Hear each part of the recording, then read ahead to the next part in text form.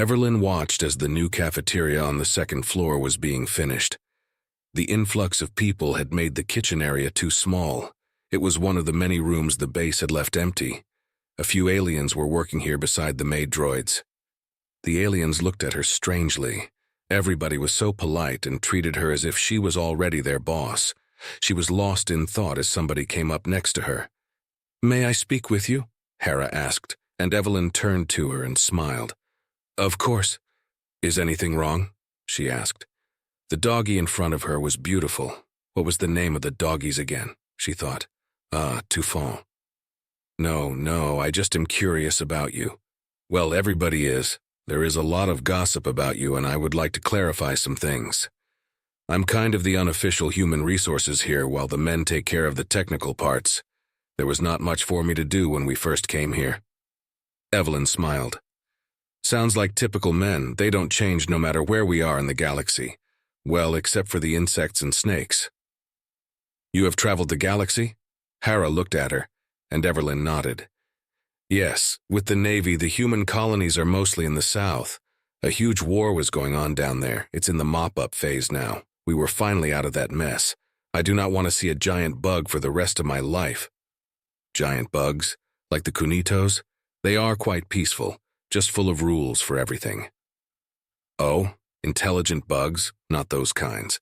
Those we had to fight were genetically engineered bugs used as soldiers. Anyway, is that what you want to ask me about? Or about me and Adam? You and Adam, maybe we should go somewhere else. The walls have ears here. Hara glanced at a Dushan woman who was fixing the same chairs nearby again and again. Evelyn winked at the dashing and followed Hara out down the hallway. The halls were still the prefabricated white, and she looked at Hara. Is the whole base white? Evelyn asked. What? Of course. It's how it was made. I wish we could change it. She replied, and Evelyn grinned and walked over to a control panel. Hara followed her, and she showed her how to access the color palette. Then she changed the hallway into light green with a press of a few buttons. Hera's eyes went wide with the possibility. It can change the colors everywhere? She asked. Evelyn shook her head slightly. From here you can change the hallway sections. You have to go to the admin to change the whole base. You know you haven't even named the base yet. Yes, we have. Oh, boys, Hara replied. Yeah, that sounds like him. I have him fix it today. Anyway, if you have the authorizations, you can do it manually like this at each section. She explained. So you already got authorizations? Hara was confused. No, I'm using a military code. It's a temporary override. We use it when inspecting a base and changing the color to show that we have been there. There is a whole bunch of color codes with different meanings. Anyway, this will last a week, but I'm sure you can get an authorization code from Adam. He seems to hold you in high regard. Hara beamed at the compliment. Thank you. This is something I want to talk to you about.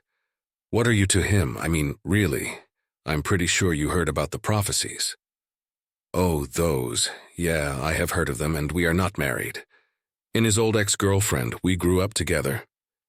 She tried to keep nonchalant as she said it, but it didn't work. You don't seem like an ex. You seem more like his current. I can only hope. That is up to him. He might change his tune once he is over the shock of seeing me here, she said, and Hara laughed as she walked with her down the greenish hallway towards a small observation room with plants and aquariums along the walls. In the middle of the room, there was a small, comfortable sofa and table. Hara found the control panel and tried to change the color to a soft pink one. After a few tries, it allowed her. Evelyn sat down. He is so taken by you that he will forgive you anything you might have done. Besides, if there is anything to those prophecies, you will get him. It's clear you want to, and as much he is fighting the prophecies, he wants you too. I've never seen him light up so much just by seeing you as when he saw you. His pheromones are in overdrive, as are yours. Biologically, you're a very good match, but that's just science. What do you drink? I have some of that human whiskey, or if you want to try some Touffant wine, then I have some of that as well. I'll try some of that wine, thank you. Evelyn tried not to think too much about what she had said.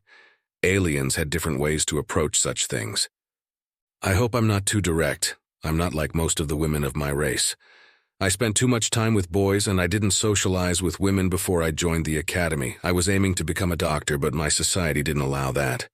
I mean, I can join the military and be on the front line, but God forbids a woman to have a male job in civilian life. Here I'm, the head of the medical department, and I just got a shishya male doctor under me. That would be unheard of back home. She poured them both a glass of champagne-color wine with no bubbles. I have a feeling you will enjoy Adams's Earth-like ways. There is no job you cannot have as long as you qualify. That's our way of doing things. She was glad to shift the theme away from her relationship, but she felt that was why she was here. That sounds great. I know he wants to make it a human colony, which is my worry. He says they might arrest him for it. Oh, because of the slavery. It finally sunk in. She wanted to rescue him from that fate, and she had to agree. It's not that simple, especially with him. His story is quite famous. He managed to fade into the shadows and avoid the media madness. Nobody knows him, but everybody knows his story. What is his story? Hara was genuinely curious as she sipped the wine. Evelyn took a sip and it was red wine. It tasted like a half-dry one. She looked at the glass and went back to Hara. Seeing her face, she started to tell the story. He is an illegally genetically made baby. The Costa cartel had an operation where they offered rich people to make their genetically designer babies. They would make 6 and the parents could choose which one they wanted. The rest was kept as potential spare parts or simply used however the cartel wanted. Basically, they made humans to be slaves. They also made some specifically with some traits to work for them. They did a lot of different illegal experiments with clones and such. Everybody suspected it was happening, but the cartel had all the powerful people under control through brides and blackmail. Then, one of these kids managed to escape their factory, and when they tried to catch up with him, they shot a cop and got into a huge firefight. It was all blown open, and that little kid exposed who the leaders were, not knowing not to speak up. The cartel got pissed off and started a war against the government, and that was how the whole operation was blown open and lots of kids got rescued. That kid was Adam, the first to escape in the public eye. Most think he got killed by the cartel, but as you know, he survived. So he did free his people. Are you one of his people? Hara asked, and Evelyn smiled. It was not the question she had expected. No, I'm a normal human. My family was in an accident, and my parents ended up in a coma for 3 years. I was placed in an orphanage while they waited for them to come out of it. That's where I met Adam. I was 13 back then. When my parents woke up, I went back to the orphanage to visit him. That's when I was his girlfriend. We broke up 5 years ago. It's the stupidest thing I've ever done. I have done many stupid things. So you're not— Oh, you better not let the Buginos hear that part. Why not? And who are the Buginos? Evelyn asked. Because there are prophecies about the wife too, and you just fulfilled part of theirs, she replied, and Evelyn laughed. We are not those guys, come on. Adam being some galaxy-changing being and I'm being his wife? Are you aware of how stupid that sounds? So, if he is changing the world, what am I supposed to do? The mother of the royal line, who will rule the galaxy for one. She is also the summoner. He will bring the change, and the wife bring him back to life and summon those he needs to make those changes. But mostly that's her role. Wait, what is Adam supposed to do? I have a feeling you guys have told him everything of those prophecies. She was getting worried now. They were setting him up for a hard fall. He is the bringer of change. If you look at all the different prophecies, he is roughly going to free the slaves, bring peace and prosperity, find the treasure planets, and father the royal line. Then pass back to darkness with his wife, never to be seen again. It all begins and ends the same way. He comes first, followed by his wife. Hara indicates to Evelyn. Then the changes begin, and many different worlds have different hopes and changes, but it all ends with him transcending life and just vanishing, leaving his sons and daughters to rule the galaxy in an era of peace. Some say it lasts millions of years, some say hundreds of thousands. It's always a long era. You can see why he's so wanted. Shit, he can never do all that, nobody can. They will tear him apart if he fails or even stumbles. Evelyn felt a shiver go down her spine, and Hara nodded. All of us, because they are prophecies about who is around him. That's why you must help us calm the rumors before it becomes too big to stop. Hara said seriously, I can understand your worries. So what can I do? Not marry him? She chuckles but feels sad about it. She might have to leave him just to save him. I honestly don't know. I don't think he will forgive any of us if you leave because of what I told you. So what else can we do? We need to know what the prophecies say he will not do and have Adam do that. Something to prove he is not really him. Maybe get Kira to drop by, Hara said, and Evelyn's ears peaked at the name. Who is Kira? Oh, a human woman he met a few months ago. Apparently, they had a short fling. She is a pirate hunter. She saved him too from pirates. It might show them that other women have been in his life. I mean, the prophecies do not mention another woman. What? You want him to have an affair to prove he is not the guy? Evelyn felt herself getting upset. She was going to rip this Kira girl apart. No, not an affair, but he's supposed to only have one. Hara explained. 2 wives are not that uncommon here. 2 wives? Evelyn got up. I think I have to leave. I understand your culture is different than ours, but I have to go and talk to Adam now. She put down the glass as Hara looked confused at her. Of course, I'm sorry if I offended you. It was not my intention. I'm only trying to offer a solution, Hara said as she stood up as well. Don't worry, it was quite enlightening. Evelyn nodded and left. She had to find Adam and kill him. Who the hell was Kira? Who the hell is Kira? Evelyn walked into the administration and everybody turned to her, then to Adam, who looked back at her confused. What? He looked up from the table screen. Rox, Vorts, York, Kina, and a few human officers stood with him. The room itself was filled with people working at different stations. The media crew, who had been quarantined in the hallway, immediately followed by recording drones focused on the new development. Don't you give me that. Who is Kira? Adam looked at her, and then it snapped. He looked at Rox, who raised his hands disarming as he said, Not me. Just somebody we meet. She is a human pirate hunter. She's pretty good, he explained, and James looked at Adam. Is she good? Maybe we can get her to join. Rox nodded and Adam looked at them, but it was too late. What? Hara told me she was more than that. Don't you lie to me, Adam Wrangler, she said loudly with an angry voice. The room fell so silent that you could hear a pin drop. After a few seconds, Kina was the first to speak. That gossiping hag, just like the rest of them, I'm going to kill her. Then she stormed out of the room. Rox and Vorts exchanged looks. Both said, Nope, and stayed. Adam walked over to Evelyn. Let's go into the office, please. Evelyn looked at him, crossed her arms, and walked into the office. Once he closed the door, she turned and looked at him. Well, who is she? I told you. She is a pirate hunter that saved my life, and she was surprised to find another human out here. So she wanted to meet up. We met her at the hub in the Surga sector, and we had a short fling. Then she left me. Look, I hadn't seen you for 5 years. I was finally able to move on a little bit. Don't change the subject. How much of a fling? Evelyn looked at him, and Adam had enough. Seriously? You came back after 5 years. You broke up with me to get married, remember? Do you think I would sit on my ass pinning for you forever? It took me 4 years before I even looked at another, and now you come back and fuck up my mind again. He heard his voice getting louder, but Evelyn didn't care. I told you I was young and stupid. Why didn't you fight for me, if you were so much in love with me? Because you clearly were not. You said you were getting married, for fuck's sake. I thought you had cheated. You broke me. He started at her. She was the one he had always dreamt about, and she was both an angel of pleasure and the devil of despair, the drug he never could quite.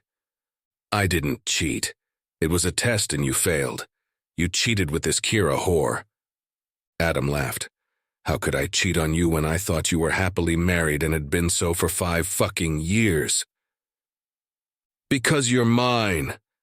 She screamed at him and he could see tears in her eyes. She was no longer a woman, but that teenage girl he had fallen in love with all those years ago. You left me, he said. I didn't mean to. I was stupid. She whispered the words as she wiped her tears away. He walked over to her, and he halfway expected her to move away, but she didn't. "So why didn't you contact me? Tell me it was all a mistake," he asked softly. "I thought you would hate me." She was crying now, leaning into his shoulder, her arms still crossed, but now it was more to hug herself. The anger was fading, and she looked up at him with pleading eyes. "I'm sorry, I'll leave. I'll go back to—" He kissed her, and the world faded away. "Do you think it's safe to check on them? They haven't been screaming for 5 minutes, James mused, and Rox laughed. "You got a death wish?" he asked, and James shook his head. Vorst sniffed and chuckled. "Okay, everybody out. Let them be. I think we have our plan. They won't be of any use to us in the near future." Rox sniffed and laughed. "I hope she doesn't kill him." Then to the people in the room. "Everybody out. Use the secondary stations. Adam needs to have a long, serious—" He grinned, and Vorts laughed. "Discussion with his close friend." The officers looked at each other and then heard a sound that made them quickly usher everybody out of the room and lock it with 2 droid guards outside. Rox and Vorst laughed as they went to find their wives, hoping nobody had gotten hurt too badly in the argument, as Tufan women were known for 2 things, fighting and gossiping. Evelyn leaned into Adam as they watched the ships taking off. Rox was surprised, as they had called it. The 5 human Marines followed, including James, in the captured frigate with a Haran crew. Rox's friends had arrived, and they had reached out and contacted Kira. She would meet them near the target coordinate. Evelyn had calmed down after the argument, and Hara had apologized for her gossiping. Apparently, Kina had really beaten her up, but she took it as a Tufan with her head held high. Adam had also given her a crash course in the different races that were here. The warriors were the Tufan and Haran, or the doggies and the blue cats, as the Marines had started to call them. They had the traits as well. Then there were Jorks and ski species, the Buganoes or 4 Eyes, strong and with a knack for tech and slight disrespect for authority. Of them, the Tufan was the most sociable, which meant nothing stayed a secret, and the Haran was as secret as a house cat. And there they go. God help that cartel. Rox wants to kill something. I fear he will scare your Marines with his bloodlust, Adam said, and Evelyn nodded. He was a beast during the attack. Ramirez said he ripped one of the pirates in half that jumped him. I guess werewolves would be a better name for them. I'm just glad he cut down that pink mohawk of his. It looked ridiculous. He had a mohawk. Evelyn looked up at him, and he nodded and smiled. Yeah, it was at least 8 inches tall and pink. They both laughed, and then Adam took a deep breath. God, this is crazy, you coming here and not being married. Hey, we're over that. I'm not going to kill you for the whole Kira thing, and you won't mention how stupid I was. She grinned as she said it, and Adam kissed her. If you say so. I hate to do this, but we have work to do, and we can't stay locked inside here forever. She kissed him back and tried to be professional, but he knew he could push a little, and that facade would fall. However, she was correct. There was work to be done. Okay, but you will move into my room for the duration of your stay. That's an order. You're giving me orders? I outrank you, so no. I will commandeer your bedroom for the duration of my stay. I will be gracious and allow you to stay as well. She winked and went to get dressed. Adam followed her and got his clothes. Are you claiming that you conquered me? Adam replied. I did that a long time ago. She winked. When the door opened, they found the hallway empty, except for 2 droids standing guard. Evelyn kissed him and returned to her ship. It was still there and used as a temporary base for the Marines. Adam watched her leave and took a content breath before going to check on the base and the building projects. He found Yorks in his office, and Ski giggled when she saw him. She whispered to York. What? Adam asked. York grinned. In Skisha tradition, you 2 just got married.